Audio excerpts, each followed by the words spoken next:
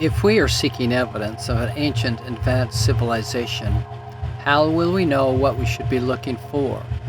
If they are advanced more than we are today, should we be looking for pottery shards and trash heaps, or something we may not be able to recognize compared to today's technology? We see pictures of the pyramids in Giza. There is no technology remaining to show how it was done, and with our current expertise, we are unable to reproduce it.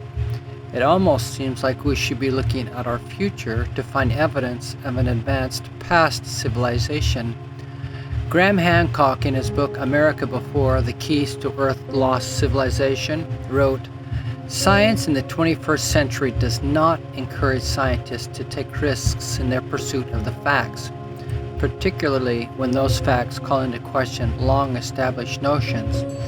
Graham Hancock also said, "When the archaeological community pours scorn on an idea, when they reject new ideas about earlier humans in the Americas, you shouldn't just bow to their expertise. They've been proved wrong time and time again." And with that healthy commitment to open inquiry in mind, let's take a look at the evidence for much, much earlier life in America.